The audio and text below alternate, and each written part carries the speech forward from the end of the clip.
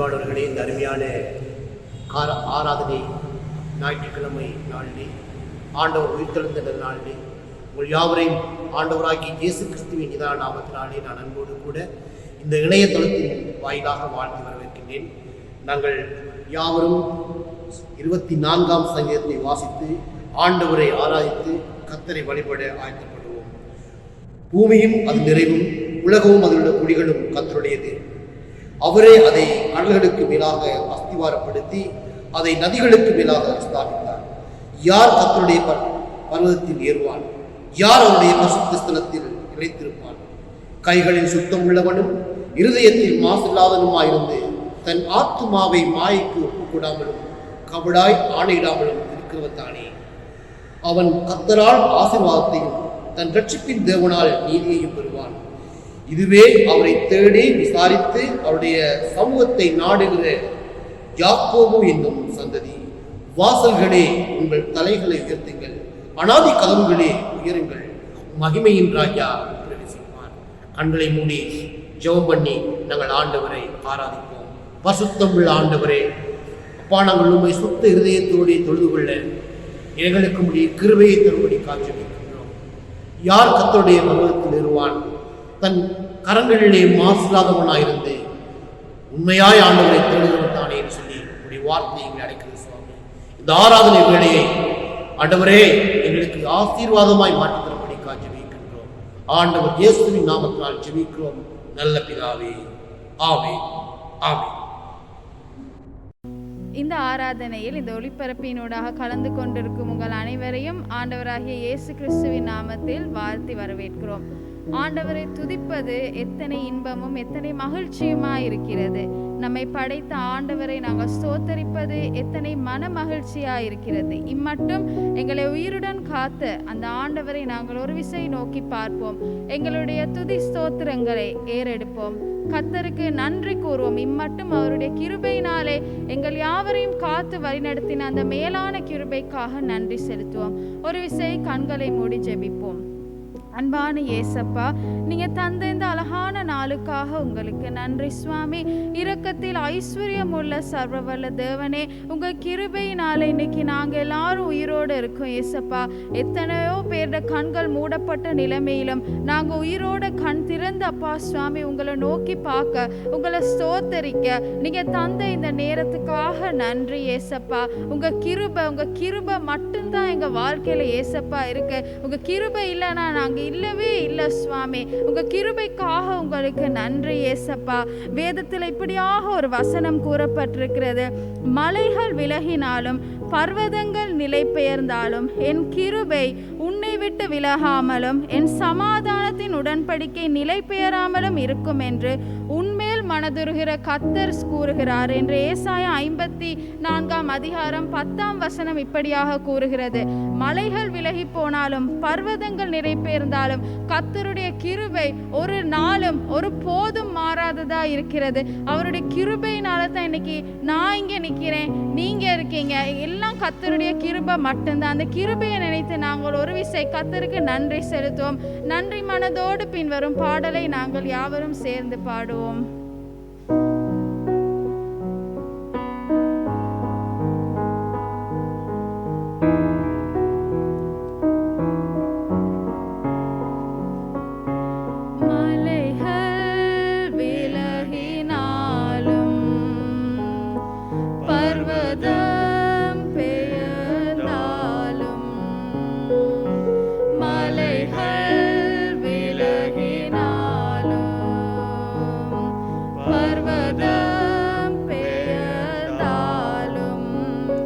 உந்தன்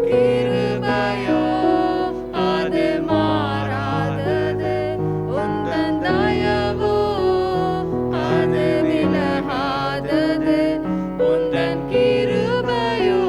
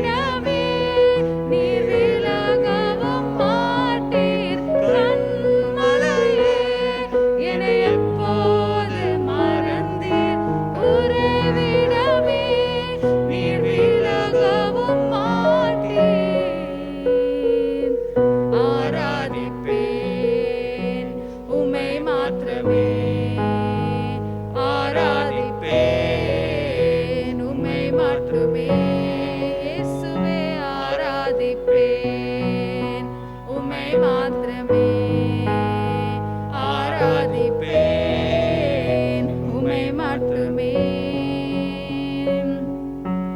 கால்கள் சறுக்கி விழுந்த போதிலும் கரத்தை பிடித்து கண்மாலை மேல் நிறுத்தினீர். கால்கள் சறுக்கி விழுந்த போதிலும் கரத்தை பிடித்து கண்மாலை மேல் நிறுத்தினீர். கண்மலையே என்னை எப்போது மறந்தீர். உறைவிடமே நீ விலகவும் மாட்டீர். கண்மலையே என்னை எப்போது மறந்தீர். உறைவிடமே நீர் விலகவும் மாட்டீர். ஆராதிப்பேன் உம்மை மாத்திரமே. ஆராதிப்பேன் உம்மை மட்டுமே. இயேசுவே ஆராதிப்பேன் உம்மை மாத்திரமே. ஆராதிப்பேன் உம்மை மட்டுமே. ஆம், நாம் கண்களை மூடி சொல்வோம், ஆராதிப்போம் இயேசுவை மற்றும் எங்களுடைய வாழ்க்கையில் அவர் செய்த எல்லா நன்மையான ஈவுகளுக்காக எங்களுடைய வாய்களை திறந்த அப்பா உங்களுக்கு நன்றி. உங்களுடைய கிருபைக்காக உங்களுக்கு நன்றி ஏசப்பா. நான் இந்த நொடி நிற்பதும் நிர்மூலமாகாமல் இருப்பதும் சுவாமி உங்களுடைய சுத்த கிருபையா இருக்கு, அதற்காக நன்றி ஏசப்பா. இம்மட்டும் நான் உயிர் வாழணும்னு நீங்க சித்தம் கொண்டமைக்காக நன்றி சுவாமி. உங்களுடைய மேலான ஊழியத்தை செய்ய எங்களை ஒரு கூட்டமா நீங்க எழுப்பினபடியா உங்களுக்கு நன்றி ஏசப்பா. இம்மட்டும் உங்க கிருபையினால காத்து போஷித்து வழி நடத்தி கண்ணின் மணியை போல எப்போதும் எங்க கூடவே எங்களை பாதுகாத்த கிருபைக்காக நன்றி ஏசப்பா. உங்களுக்கு கோடான கோடி நன்றி. இந்த ஜூலை மாதத்தின் இந்த ஞாயிறு அப்பா சுவாமி நாங்க எல்லாரும் ஒன்றா கூடி உங்களை ஸ்தோத்தரிக்க ஆட்பரிக்க நீங்க தந்த இந்த தருணத்துக்காக நன்றி ஏசப்பா. இந்த வாய்ப்பு கூட இல்லாம எத்தனையோ பேர் முடக்கப்பட்டிருக்காங்க சுவாமி. ஆனா எங்களுடைய சிறகை விரித்து அப்பா சுவாமி சுதந்திரமா பறக்க நீங்க தந்த வாய்ப்புக்காக உங்களுக்கு நன்றி ஏசப்பா. நாங்களும் முடக்கப்பட்டிருந்தாலும் அப்பா சுவாமி இந்த தேசத்தின் நிலைமையை நீங்க மாற்றுவீங்கன்ற ஒரே ஒரு விசுவாசத்தோட இருக்கிற ஏசப்பா. எங்களை சுதந்திரமா வாழ நீங்க அனுமதி தந்தீங்க. ஆதாம் ஏவாள சுதந்திரமா ஏதேன் தோட்டத்துல நீங்க விட்டீங்க ஏசப்பா.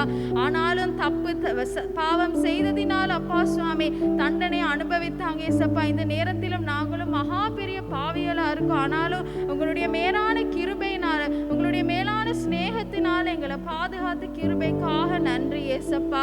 இந்த நேரத்திலும் கர்த்தர் எங்களுக்கு தந்த எல்லா நன்மையான ஈவுகளையும் நினைந்து அவருக்கு நன்றி செலுத்தும் வண்ணமாக பின்வரும் பாடலை நாங்கள் யாவரும் சேர்ந்து பாடுவோம்.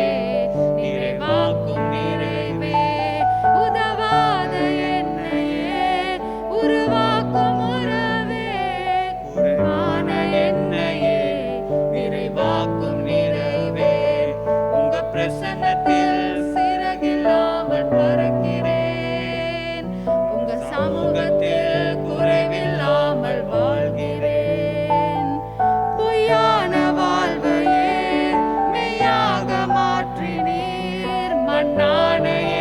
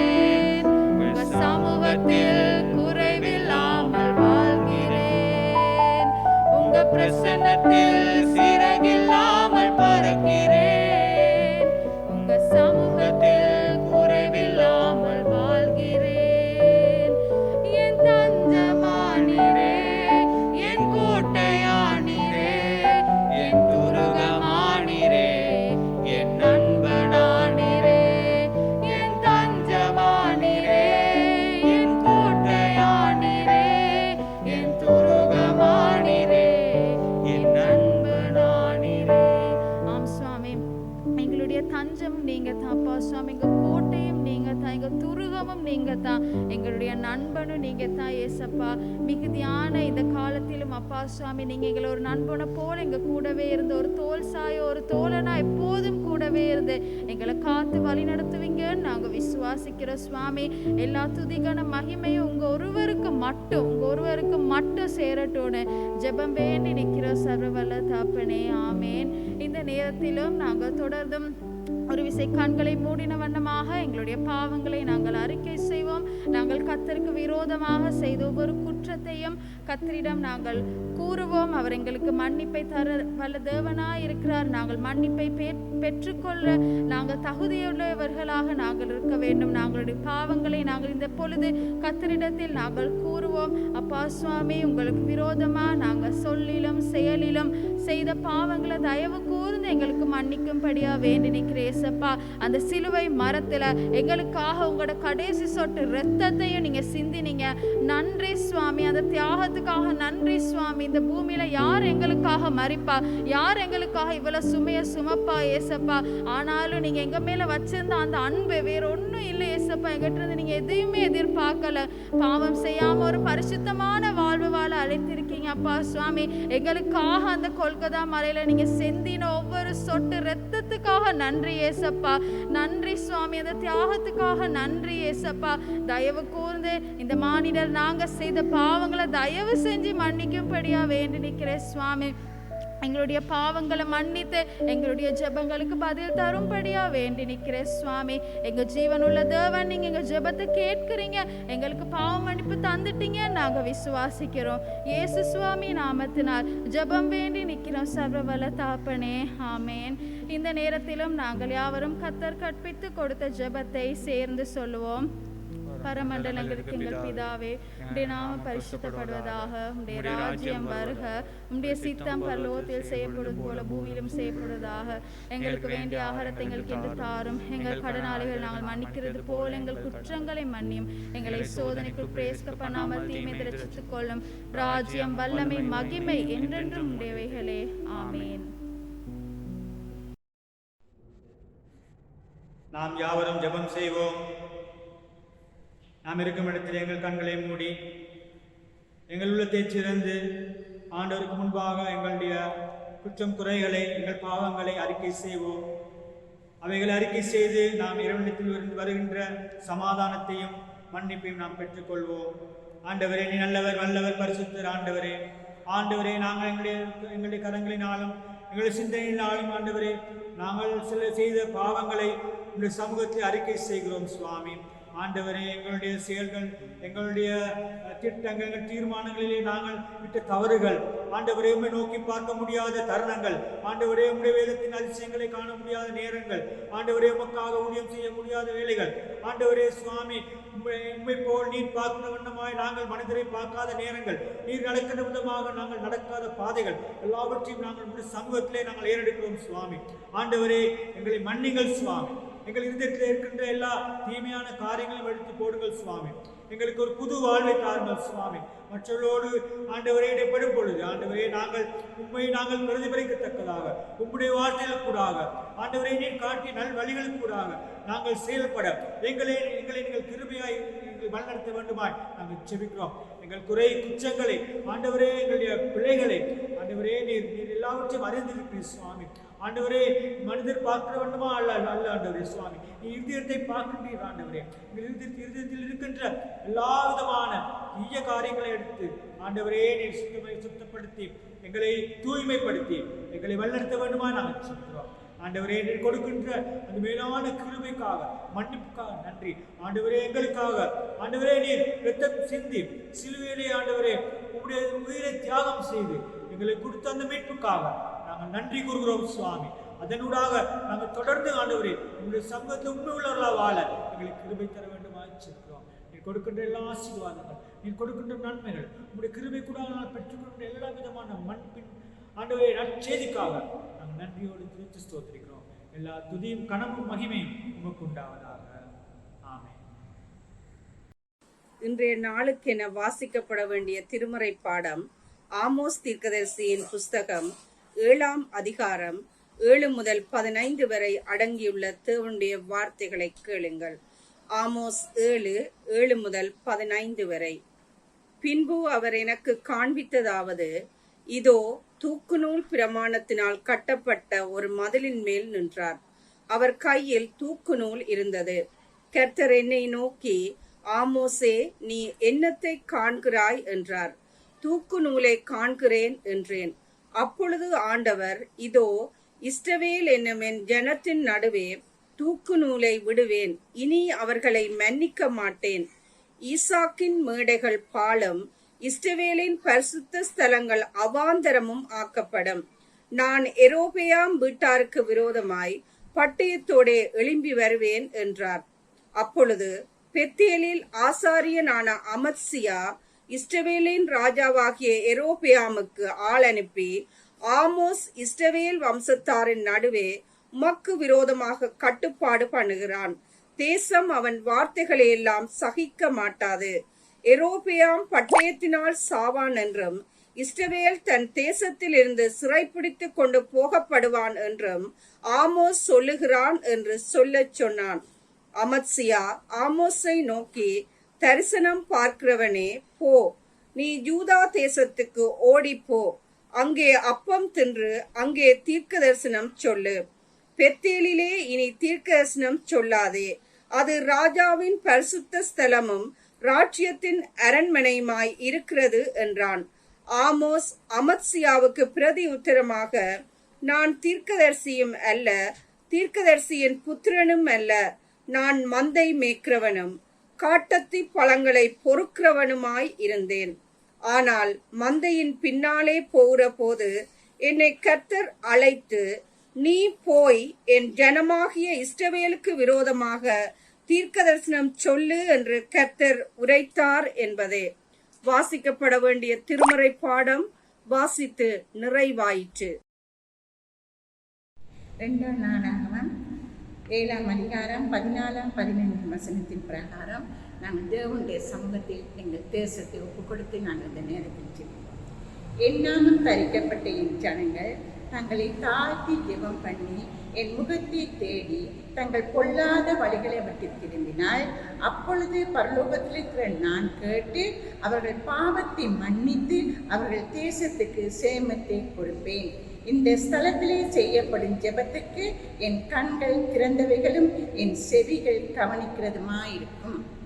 நாங்கள் இந்த நேரத்தை உங்களுடைய சமூகத்தில் எங்கள் தேசத்தையும் எங்கள் திருச்சபையும் எங்கள் நாட்டு மக்களையும் ஒப்புக் கொடுத்து ஜெபிப்போம். முதலாவதாக எங்கள் தேசத்துக்கு சேமத்தை தாரும் என்று கேட்போம். தேவனே, இந்த கொடிய கொரோனா கொள்ளை நோயிலிருந்து இந்த தேசத்தினை விடுதலையாக்கும் என்று சொல்லுவோம். 2வதாக எங்களுடைய திருச்சபையை தேசத்தை உன்னுடைய பாதத்தில் ஒப்புக் கொடுப்போம். தேவனே, அடைக்கப்பட்ட திருச்சபைகள் திறக்கப்பட வேண்டும். உமது நாமம் தரிக்கப்பட்ட ஜனங்கள் ஒரு மட்டும் துதிக்க ஒரு நாளை எங்களுக்கு தர வேண்டும் என்று சொல்லி தேவனுடைய பாதத்தில் ஜெபிப்போம். இந்த தேசத்தின் மக்களை ஒப்புக் கொடுப்போம். தேசத்தின் மக்கள் தெரியாமல் அறியாமல் செய்கிற பாவமான காரியங்கள், பொல்லாத வழிகளை என் தேவனை மன்னியும் என்று சொல்லுவோம். தேவனே, அறியாமல் அவர்கள் செய்கிறார்கள் அப்பா, அவர்களுடைய பாவமான காரியங்களை மன்னித்தருளும் என்று நாங்கள் இந்த தேவனத்தை கொள்வோம். இந்த 3 காரியங்களையும் தேவனுடைய சன்னிதானத்தில் நாங்கள் கொடுக்கும் பொழுது தேவன் இந்த ஜெபங்களை கேட்கிறவராயிருக்கிறார். எங்களை ஒப்புக் கொடுத்து ஜெபிப்போம். இரக்கமுள்ள தகப்பனே சுவாமி, இந்த வேளையிலும் அது சமூகத்தில் நாங்கள் வந்து நிற்கிறோம் அப்பா. தேவனே, இந்த தேசத்தையும் உமது கரத்தில் ஒப்புக் கொடுக்கிறோம். இந்த தேசத்தில் இருக்கிற இந்த பொடிய கொள்ளாத கொள்ளை நோயிலிருந்து அப்பா நீர் எங்களுக்கு விடுதலையை கொடு சுவாமி. உமது ஜனங்கள் சந்தோஷமா இருக்க ஒரு நாளை தந்தருளும் தகப்பனே. இந்த தேசத்தின் திருச்சபைகள் எல்லாம் திறக்கப்பட வேண்டும் சுவாமி. உமது நாமம் தரிக்கப்பட்ட ஜனங்கள் ஒருமைப்பட்டு துதிக்க வேண்டும் சுவாமி. தேவனே, அந்த நாளைக்கு நாங்கள் வாஞ்சிக்கிறோம். உமது பிள்ளைகளாகி நாங்கள் வாஞ்சித்து காத்திருக்கிறோம் அப்பா. மனதிறங்கும். அதே போல இந்த தேசத்துல ஜனங்கள் அறிந்தும் அறியாமல் செய்கிற பாவ வழிகளை நீ காண்கிறீரே. ஒரு விசை கண்ணோக்கி பார்த்து அந்த பாவமான காரியங்களில் இருந்து மன்னிப்பை கொடுத்து சுவாமி இந்த தேசத்தை நீ பொறுப்பெடுக்கும்படியாய் வேண்டுகிறோம். பரிசுத்த தகப்பனே, தொடர்ந்து மது கரத்தில் ஒப்புக் கொடுக்கிறோம் சுவாமி இந்த தேசத்தை. அப்பா உமது ஊழியக்கார பிள்ளைகளை ஒப்புக் கொடுக்கிறோம், இந்த தேசத்தின் குழந்தைகளை ஒப்புக் கொடுக்கிறோம் சுவாமி. அதே போல இந்த வேலையிலப்பா பசி பட்டினியோடு வாழ்ந்து கொண்டிருக்கிற ஜனங்களை ஒப்புக் கொடுக்கிறோம், வேலை இல்லாமல் கஷ்டப்பட்டு கொண்டிருக்கிற ஜனங்களை ஒப்புக் கொடுக்கிறோம். நாங்கள் என்ன செய்வோம் என்று எதிர்காலத்தை காண முடியாத சூழ்நிலை இருக்கிற ஜனங்களை ஒப்புக் கொடுக்கிறோம். ஒரு விசை பொறுப்படும் பரிசுத்த தேவனை வந்து சன்னிதானத்தில் நான் ஜெபிக்கிற இந்த வேலையில, இந்த ஸ்தலத்திலே செய்யப்படும் ஜெபத்தில் என் கண்கள் திறந்தவைகளும் என் செவிகள் கவனிக்கிறதுமா இருக்கிற இந்த வேலையில நாங்கள் சிறிய கூட்டமாக இந்த இடத்தில் ஜெபிக்கிற இந்த ஜெபத்தை கேளு சுவாமி. எங்கள் குற்றங்களை மன்னித்து, எங்கள் பாவங்களை மன்னித்து நாங்கள் செய்கிற இந்த மன்றாட்டின் ஜெபத்தை நீ கேட்டு அப்பா மனதிறங்கும்படியாய் இயேசுவின் நாமத்தில் ஜெபிக்கிறோம் நல்ல பிதாவே, ஆமென். அன்பானவர்களே, இந்த அருமையான ஞாயிற்றுக்கிழமை ஆராதனைகளிலே உங்களை அன்போடு கூட ஆண்டவராகிய இயேசு கிறிஸ்துவின் நாமத்தினாலே நான் வாழ்த்தி வரவேற்கின்றேன். இந்த நாளில் நாங்கள் வாசிக்கிட்ட ஆமோஸ் தீர்க்கதரிசியின் புத்தகத்தின் வாயிலாக நாங்கள் கர்த்தருடைய வார்த்தையை எங்கள் மத்தியிலே தியானிக்க போகின்றோம். ஆமோஸ் 7ஆம் அதிகாரத்தை நாங்கள் பார்க்கின்ற பொழுது அவன் அங்கே ஒரு தரிசனத்தை, தீர்க்க தரிசனத்தை மக்களுக்கு வெளிப்படுத்துகிறவனாய் காணப்படுகின்ற பொழுது, அதாவது ஆண்டவருடைய உண்மையான வார்த்தைகளை அங்கே ஜனங்கள் மத்தியிலே போதிக்கின்ற பொழுது அவன் அரசாங்கத்தால் அங்கே நிராகரிக்கப்படுவதை நாங்கள் பார்க்கிறோம். 2ஆம் யெரொபெயாம் காலத்திலே இந்த ஆமோஸ் இன்றைக்கு நாங்கள் வாசிக்கப்பட்ட 7ஆம் அதிகாரத்தின் புத்தகம் எங்களுக்கு சில காரியங்களை சொல்லுகிறது. தேவன் ஆமோஸை தெரிந்திருக்கின்றார். அதாவது தேவனுடைய வார்த்தையை மக்களுக்கு கூறும்படியாக தெரிந்து கொண்டார். அதாவது மக்களை தேவன் தண்டிக்காமல் விடமாட்டார் என்பதை அவன் ஒரு நேரடியாகவே அங்கே மக்கள் மத்தியிலே வெளிப்படுத்தினதை நாங்கள் அந்த புத்தகத்திலே காணுகின்றோம். அதாவது ஆண்டவர் ஒரு முக்கியமான காரியமாக இந்த ஆமோஸை அழைத்து ஆண்டவருடைய பிரதிநிதியாக அங்கே அனுப்புகின்றார். அவர் சொல்லுகிறார், அங்கே யெரொபெயாம் 2ஆம் யெரொபெயாமுடைய காலத்திலே அங்கே ஒரு தீர்க்கதரிசி இருந்திருக்கின்றான். அமஸ்தியா சொல்லப்படுகின்ற ஒரு இறைவாக்குனர், ஒரு தீர்க்கதரிசி. ஆனால் அவனுடைய வாயிலிருந்து புறப்படுகிற வார்த்தைகள் பொய்யான வார்த்தைகளாய் காணப்படுகின்றது. அவனுடைய வாயிலிருந்து புறப்படுகின்ற வார்த்தைகள் பொய்யான வார்த்தைகளாக இருந்தபடியினால் இங்கே ஆண்டவராகிய இயேசு கிறிஸ்து ஒரு தீர்க்கதரிசன ஆண்டவராகிய தேவன் தீர்க்கதரிசன வகுப்பை சாராத ஒரு மனிதனாகிய ஆமோஸை, அதாவது ஆடு மேய்க்கின்ற மனிதன் அல்லது ஒரு அங்கே வயல்வெளிகளிலே அத்தி பழங்களை பொறுக்கி விற்று அதற்கூடாக தன்னுடைய வாழ்க்கையை நடத்துகின்ற ஒரு மனிதனாகிய ஆமோஸை தேவன் அழைத்து இந்த உண்மையான வார்த்தைகளை மக்கள் மத்தியிலே உறக்க சொல்லும்படிக்காக அழைக்கின்றார். உண்மையை நாங்கள் எடுத்து சொல்லுகின்ற பொழுது நாங்கள் ஓரங்கட்டப்படுகின்றோம் இன்றைக்கு என்னுடைய சமுதாயத்திலே. அதே போலதான் ஆமோஸ் தீர்க்கதரிசியும் அங்கே அரசாங்கத்துக்கு விரோதமாக, அங்கே பொய் இறைவாக்கின் அமர்த்தியாவுக்கு விரோதமாக அவன் தீர்க்க தரிசனங்களை சொல்ல முற்படுகின்றான். அப்படி முற்படுகின்ற உடனே அங்கே ஆமோஸுக்கு அங்கே எதிர்ப்பு வருகின்றது. ஆகவே அவன் சொல்றான், ஆசாரியால் இல்லாத ஒரு மனிதன், அவன் சொல்றான், நீங்கள் நேரடியாகவே இங்கே கடவுளை தள்ளி விட்டீர்கள், கடவுளுடைய நீதியை புறக்கணித்து விட்டீர்கள் என்று சொல்லி ஆமோஸ் அங்கே சொல்லுகின்றார். இந்த வார்த்தைகளை வேண்டுமென்றே அவர்கள் தள்ளி போட்டார்கள். வேண்டுமென்றே கடவுளுடைய வார்த்தையை அவர்கள் இல்லாமலாக்கி போட்டார்கள். இது அவருடைய வாழ்க்கையிலே ஒரு துன்பத்தை காணக்கூடியதாக இருக்கின்றது. அதுதான் சொல்லுகின்றார், நித்திய மரணத்துக்கு மேல் நீங்கள் விழுந்து விடுவீர்கள், உங்களுடைய வாழ்க்கை அழிந்து போகும், மரணம் ஏற்படும் என்பதை அவன் ஒரு தெளிவாக அங்கே சொல்லுகின்றான். ஆண்டவர் துன்பத்தின் வழியாக மனிதனுடைய வாழ்க்கையிலே ஒரு பாடத்தை கற்றுக் கொடுக்க விரும்புகின்றவராக இருக்கின்றார். ஆகவே நாங்கள் இங்கே பார்க்கின்ற பொழுது நம்முடைய வாழ்க்கையிலே நாங்கள் சிந்திக்க வேண்டிய ஒரு காரியம் என்னவென்று சொன்னால், எப்பொழுதும் இந்த ராஜாக்களுடைய விஷயத்திலே ராஜாக்களுடைய அநீதிகளை கண்டிக்கின்ற பொழுது அங்கே கர்த்தருடைய வார்த்தைகளை கொண்டு, தேவ வார்த்தைகளை கொண்டு அங்கே தேவனுடைய நியாயத்தை, நீதியை அங்கே சொல்லுகின்றவர்களே உடைய வாழ்க்கையிலே பலவிதமான இன்னல்களுக்கு ஓம் கொடுக்கப்படுகின்றார்கள். ஆமோஸை சொல்லுகின்றார்கள், நீ அப்பத்துக்காக உணவுக்காக நீ இப்படி செய்கின்றாய், நீ ஒரு தீர்க்கதரிசன வகுப்பினர் இல்லை, நீ தீர்க்கதரிசன வரத்தை உடையவன் அல்லது நீ தீர்க்கதரிசன குடும்பத்தை உடையவன் அல்ல, உன்னுடைய குடும்பம் இப்பேற்பட்டது என்று சொல்லி அவனை நிராகரிக்கின்றதை நாங்கள் பார்க்கிறோம். ஆனாலும் ஆமோஸ் இந்த இடத்திலே விட்டுக் கொடுக்கவில்லை. அவன் பல்வேறுபட்ட வார்த்தைகளை கர்த்தருக்காக வாய்வாக்கியமாய் சொல்லுகின்றான். கள்ள தீர்க்கதரிசியாகிய அமஸ்தியா என்பவன் அவனுக்காக விரோதியாகின்ற பொழுது அங்கே ஆமோஸ் 7ஆம் அதிகாரம் 10ஆம் வசனம், அப்பொழுது பெத்துவேலின் ஆசாரியனான அமஸ்தியா இஸ்ரவேலின் ராஜாவாகிய யெரொபெயாமுக்கு ஆள் அனுப்பி, ஆமோஸ் இஸ்ரவேல் வம்சத்தாரின் நடுவே உமக்கு விரோதமாய் கட்டுப்பாடு பண்ணுகிறான், தேசம் அவன் வார்த்தைகளை எல்லாம் சகிக்க மாட்டாது என்று சொல்லுகிறார். யெரொபெயாம் பட்டயத்தினால் சாவான் என்றும் இஸ்ரவேல் தன் தேசத்திலிருந்து சிறைப்பிடித்து கொண்டு போகப்படுவான் என்றும் ஆமோஸ் சொல்லுகிறான் என்று சொல்ல சொன்னார். ஆகவே ஆமோஸ் பயமில்லாதபடி அரசனுக்கு விரோதமாக தேவ நீதியை வெளிக்காட்டுகின்ற பொழுது இங்கே பொய்யா இறைவாக்கு வைக்கின்றவர்களும் அங்கே இருக்கத்தான் செய்கின்றார்கள். அமஸ்தியா ஆமோஸை நோக்கி, தரிசனம் பார்க்கிறவனே போ, நீ யூதேய தேசத்துக்கு ஓடிப்போ, அங்கே அப்பம் தின்று அங்கே தீர்க்கதரிசனம் சொல்லு என்று சொல்லி அவனை விரட்டுவதை நாங்கள் பார்க்கிறோம். ஆமோஸ் அமஸ்தியாவுக்கு பிரதித்திரமாக, நான் தீர்க்கதரிசியும் அல்ல, தீர்க்கதரிசியின் புத்திரனும் அல்ல, நான் மந்தை மேய்க்கிறவனும் காட்டத்தி பழங்களை பொறுக்கிறவனுமாயிருந்தேன். ஆனால் மந்தையின் பின்னே போகிற போது என்னை கர்த்தர் அழைத்து, நீ போய் என் ஜனமாகிய இஸ்ரவேலுக்கு விரோதமாய் தீர்க்கதரிசனம் சொல்லு என்று உரைத்தார் என்று அவர் சொல்கிறார். இப்பொழுதும் நீ கர்த்தருடைய வார்த்தையை கேள், இஸ்ரவேலுக்கு விரோதமாய் தீர்க்கதரிசனம் சொல்லாதே, ஈசாயின் வம்சத்துக்கு விரோதமாய் ஒன்றையும் சொல்லாதே என்று அங்கே ஆமோஸை அவர்கள் தடுப்பதை நாங்கள் பார்க்கிறோம். ஆனாலும் ஆமோஸ் சொல்லுகின்றான், அங்கே மெய் பக்தி இல்லாத ஆராதனையை காணுகின்றான், அதை அவன் நிராகரிக்கின்றான்.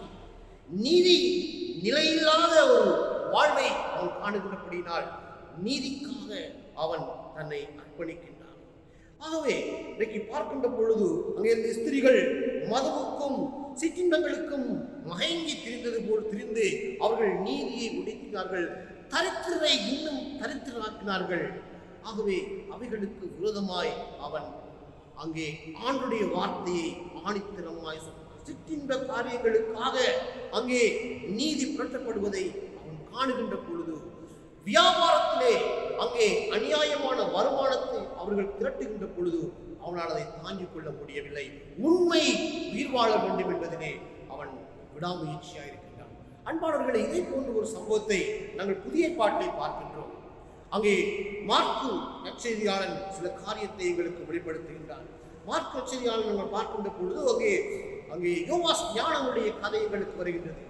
அவன் மார்க்க விஷயத்திலே தைரியமாக ஏரோது ராஜாவை, அகிரிப்பா ராஜாவை அங்கே கண்டித்த ஒரு மனிதனாக இருக்கின்றார். அங்கே நாங்கள் பார்க்கின்ற பொழுது அத்திப்பா என்று சொல்லப்படுகிற ராஜா சில துன்மார்க்கத்தை அவன் கண்டித்து, இது நிமித்தம் அவன் ராஜ்ய பாரத்தை விட்டு அவனை ஒரு நீக்கிற அளவுக்கு ஒரு சவால் நிறைந்த ஒரு வாழ்க்கையை, ஒரு பிரசங்கத்தை அவன் செய்கின்றான். மனம் திரும்புதலுக்குரிய பிரசங்கத்தை அவன் சொல்கிறான். அவன் சொல்கிற காரியம் என்னவென்று சொன்னால், இரக்கம் இயேசுவிடத்தில் இருக்கின்றது என்று சொல்கின்றான். ஆவிக்குரிய வரம் தேவை, ஆவிக்குரிய வாழ்க்கை எங்களுக்கு தேவை. எங்களுடைய உலக பிரகாரமான வாழ்க்கை ஒரு அனித்தியமானது, பாவம் நிறைந்தது என்பதை அவன் அங்கே எடுத்து காண்பிக்கின்றான். பாருங்கள், இந்த யோவாஸ் ஞானகன் அந்த இடத்திலே மிகவும் சவாலாக ஏரோதியாருடைய பாவத்தை அவன் சுட்டி காண்பிக்கின்றான்.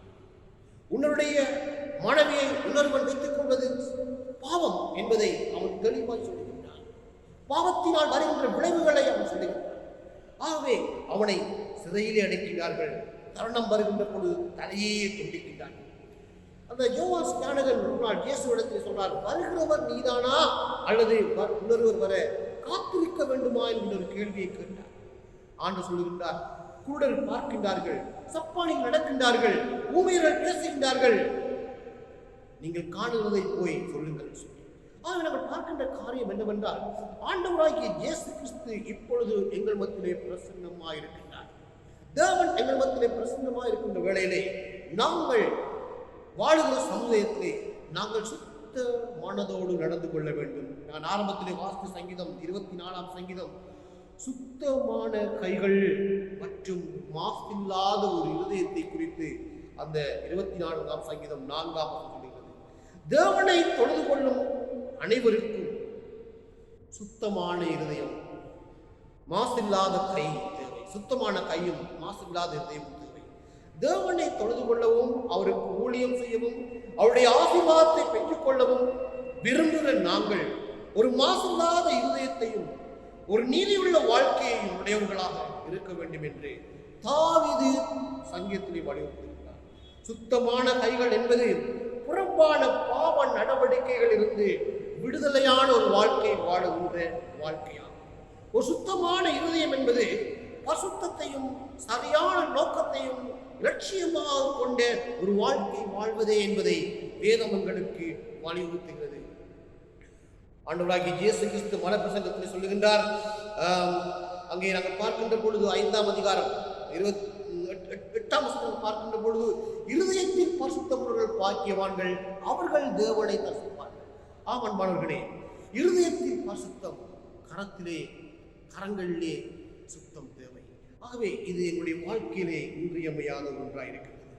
இதைத்தான் இன்றைய நாளிலே தேவன் எங்களுடைய வாழ்க்கையிலே எதிர்பார்க்கின்றார். நாங்கள் வாழுகிற சூழ்நிலையில் உண்மைகள் புரட்டப்படுகின்றன, அநியாயங்கள் காணப்படுகின்றன. நாங்கள் எங்களுடைய வாய்களை, எங்களுடைய குரல்களை உயர்த்த வேண்டிய தருணங்கள் வருகின்றன. உண்மைக்கு எதிராக நாங்கள் பொய்க்கு எதிராக உண்மைக்காக நாங்கள் போராட வேண்டியதாக காணப்படுகிறது. ஆகவே உண்மையை நாங்கள் உரக்க கூறுகின்ற பொழுது எங்களுடைய வாழ்க்கையிலே வருகின்ற பின்விளைவுகளுக்கு நாங்கள் முகம் கொடுக்க தயாராக இருக்கிறோம். கர்த்தர் தாமே இந்த வார்த்தைகளுக்கூடாக எங்களை ஆசீர்வதிப்பாராக. கண்களை மூடி ஜெபம் பண்ணுவோம். மகா பரிசுத்தம் உள்ள ஆண்டவரே, இந்த அருமையான ஆராதனை வேளையிலே உங்களுடைய வார்த்தைக்காக நாங்கள் செலுத்துகிறோம். இந்த வார்த்தைகளை எங்களுக்கு ஆசீர்வாதமாய் மாற்றி தரும்படி காட்சியிருக்கின்றோம். அப்பா, நாங்கள் எப்பொழுதும் ஆமோஸ் தீர்க்கதரிசியை போல ஆண்டவரே, அதே போல யோவான் ஞானகனைப் போல ஆண்டவரே, நாங்கள் உமக்காக உண்மையானதை பேச, உண்மைக்காக நாங்கள் பாடல் வைக்க எங்களுக்கு கிருபை கொடுக்கும்படி ஜெபிக்கின்றோம். நேற்றும் இன்றும் என்றும் மாறாத ஆண்டவர் இயேசு நாமத்தினால் ஜெபிக்கிறோம் நல்ல பிதாவே, ஆமென். ஆராதனைக்கு நிறைவு வாழாக நாங்கள் அனைவரும் சேர்ந்து எங்களுடைய பாடத்தில் இருக்கின்ற 406வது பாடலை பாடுவோம். முதல் 3 சரணங்களை பாடுவோம். 406வது பாடலை முதல் 3 சரணங்கள். கர்த்தரை நம்பி ஜீவிப்போம்.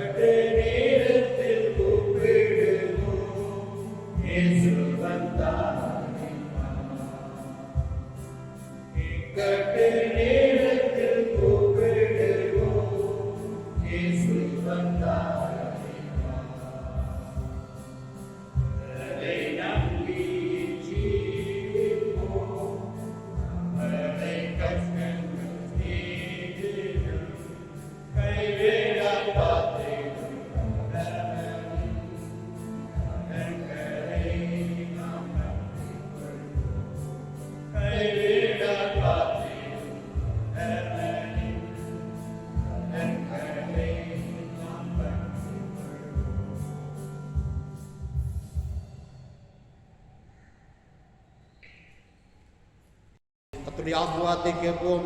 நம்முடைய கர்த்தராகிய இயேசு கிறிஸ்துவின் கிருபையும் பிதாவாகிய தேவனுடைய அன்பும் தூய ஆவியானுடைய சந்தோஷமும் சமாதானமும் வழிநடத்திடும் எங்கள் யாவரோடும் கர்த்தருடைய பிள்ளைகள் ஒவ்வொருவரோடும் என்றும் இன்றும் சதா காலங்களிலும் நிறைவாயிருப்பதாக. ஆமீன். என் ஆத்துமாவே கர்த்தரை ஸ்தோத்திரி, என் முழு உள்ளமே அவருடைய பரிசுத்த நாமத்தை ஸ்தோத்திரி. என் ஆத்துமாவே கர்த்தரை ஸ்தோத்திரி, கர்த்தர் செய்த சகல ஆசீர்வாதங்களையும் மறவாதே. ஆமீன்.